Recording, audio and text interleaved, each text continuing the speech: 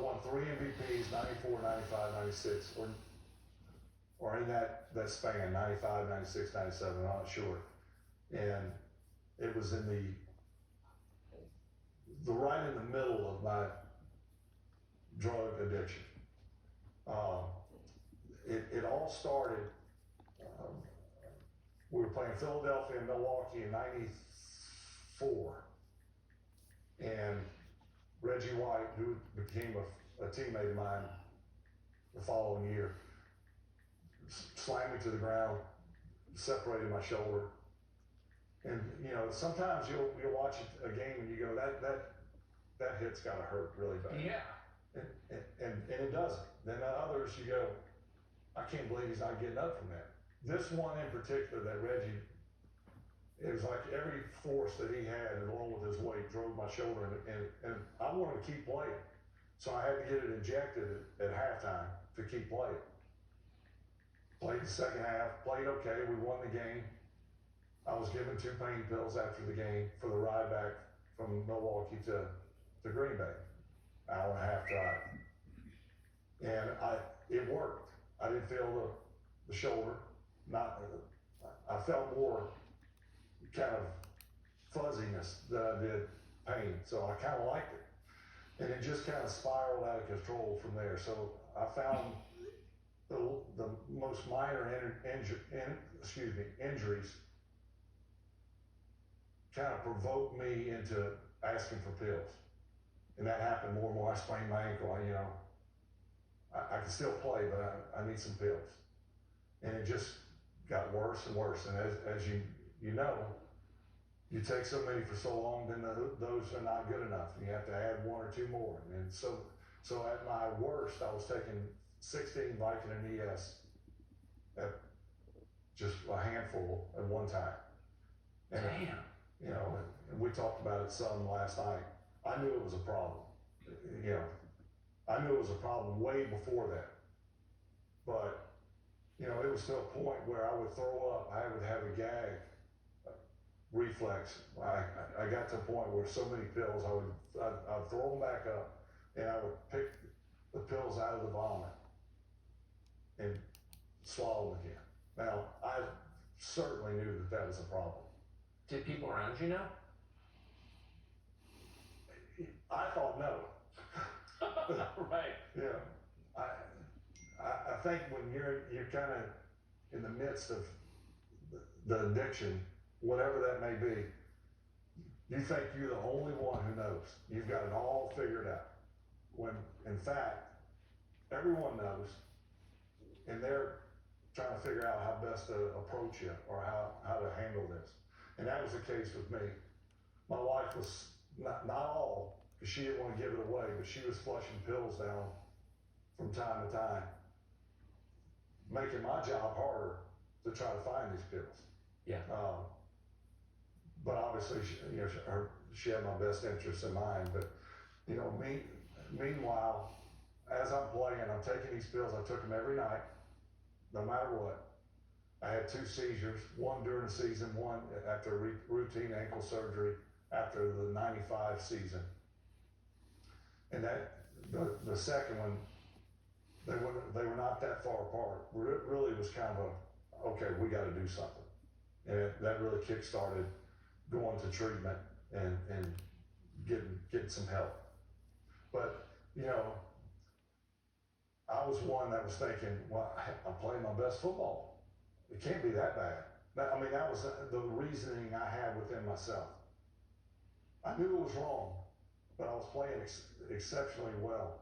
So I was justifying my actions because it can't be too bad. I'm playing. Well, it's kind of a fair point. I mean, I'm not, opioid addiction is the worst thing imaginable, but most people get really passive and out of it, and you're winning the Super Bowl. How did you do that?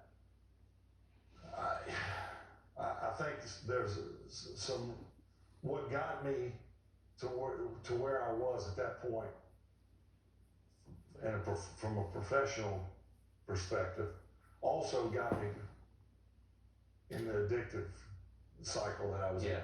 That I'm all or nothing, and so I was sort of all on those 2 fronts, football, so I was devoted to my team, but I was also devoted to the pill, and really, or pills. That got to a point where had I continued it much longer, the seizure, rather than coming back and being fine after a seizure, maybe I never wake up from it. Yeah. 16 vitamin ES for anyone will kill you, no question about it. So I'm just fortunate that I quit as quickly as it started. Did it affect your game when you got off them?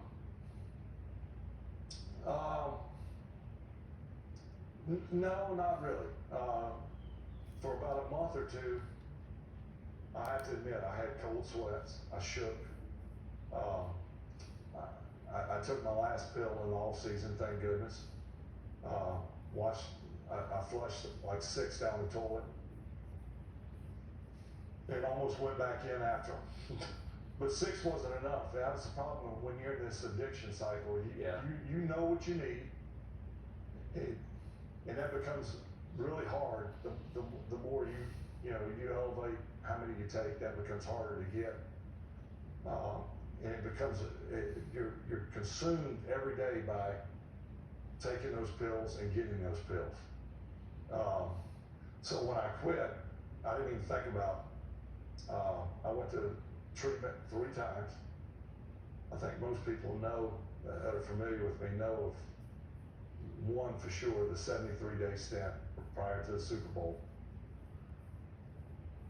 I went prior to that for 28 days in Louisiana, and then I went back for 28 days after the 73 days, so a year later. And I learned, each time I learned a lot more, and I also learned, don't ever quit on your own, cold turkey, which is what I did, because it can kill you. Fortunately, I survived it, but for 2 months I struggled with cold sweats, shook a bunch, had night sweats. But eventually I got over it. Damn. You started on this addiction because you got an injury. Correct. To your shoulder because you got hit so hard. Who are the scariest people you played against? Were there ever people in the field you thought, I don't want them near me? Well, first and foremost would have to be Reggie White, the guy who hurt me. Yeah. Later joined me as a teammate, thank goodness. One of the nicest, biggest teddy bear you would ever meet, but was ferocious. Didn't talk smack, was a preacher, one of the nicest guys, funny, and could impersonate anyone, but just, you couldn't block him. And he wasn't out to hurt you, he just played within the game, confines of the game. But he was I think at his peak, he was probably 330, ran like a deer, hit like a Mack truck. I know firsthand. So he was the first, then I was so thankful when he joined our team. But then the many battles I had with Warren Sapp. Now I wasn't blocking him, he was chasing me with Tampa Bay. Great player, one of the greatest trash talkers in history. But what makes a good trash talker? Well, I'll give you an example. Warren. So when Warren was drafted, he was in a class, a great class. John Lynch, Rondé Barber, Derek Brooks, all these great guys, Hall of Fame guys. But they were kind of young, so we were kind of beating up on them a little bit. But you could tell they were going to be good. So like every pass, even completed successful passes I threw, Warren Sapp would hit me. Either right before I threw, right after I threw, or way after I threw. Just on principle? Just because he could. And so I would be getting up and he'd start, I'm gonna be on you, I'm kicking your ass all day for, kicking your ass all day for. I said, Warren, look at the scoreboard. 28-7, we're winning. I don't give a damn. I'm kicking your ass all day, that's all that matters. That's the kind of guy Warren Sapp was. He wanted to win, and they started winning a lot of games, but he was relentless. He was going to let you know that he was close, or he's hitting you, or he was going to continue to do what he's been doing the rest of the game, regardless of what the score was. And you were like, tell my guys, I'm like, just block him, trip him, grab him, choke him, do whatever you got to do. And they go, we can't block him. And that was the type of player, and he knew it. So, you know, that was. But when you beat him, you knew you did something well, because I mean, he gave you his best for 70, whatever, the average game, 75 defense, 75 offense, 15 special team plays. He gave you everything he had, every play. Did you ever talk to him off the field? We become friends after, believe it or not. If you had told me, like, while we were one of those games where we were jawing back and forth, you said, hey, that guy, you're going to be friends with him someday. You're going to actually laugh about these moments. I said, you're crazier than hell. So when you get out of bed in the morning at 52 and your back hurts and your hip hurts, do you think of him? You know, surprisingly, I don't. But what I do, I think of just the 20 years kind of just flashes before, you know, how long it took, but how quickly I can just scan through and with the Rolodex of what I thought was me being John Wayne is now resulting in me being, you know, like a pincushion. I feel every sack and hit that I think I've ever gotten.